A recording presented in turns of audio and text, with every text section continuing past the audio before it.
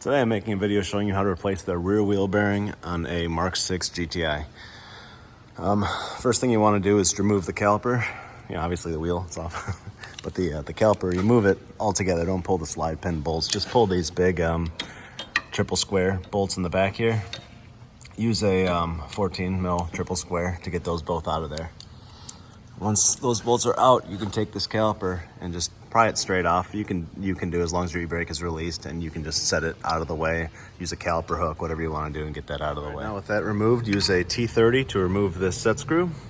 And with that off, especially if you're going to be reusing your brakes and you're just doing this, you want to pound the face of this rotor here with a hammer. Just kind of, you don't have to go too crazy, just do it, just pound it in a couple different places and it'll release if it's really rusted on, and then you can just pull the rotor right off. Now with that removed, you just have to pull this little cap off right here. So you can just take a punch like this and kind of just spin it and tap on it until this cap comes right off the end. Now with that out of the way, you can see it's a 18 millimeter triple square. You want to take a 1/2 inch breaker bar, stick that in there like that, and just loosen it. It's pretty tight. You may need to put a bar on it or something like that to get it loose, but yeah, I'm just gonna loosen this up now.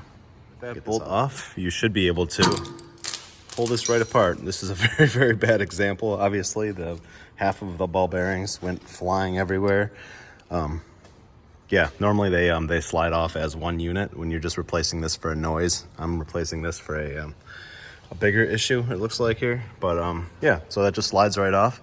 And you can take the new one and slide it right back on. Put a little bit of grease on this, slide it all the way in, and I'll show you what to do. Now with the new one slid into place, you want to torque this to 180 Newton meters and then do 180 degrees after that. So if you don't have any kind of dial to keep track of your degrees, after you torque it to 180 Newton meters, just take a marker or something and just mark the top of it, a line like this, and then you can just rotate it until it's down here. So pretty high torque. You may want to check your particular application. This is just the one I'm working on right now. I think there's maybe even 2 different bolt sizes.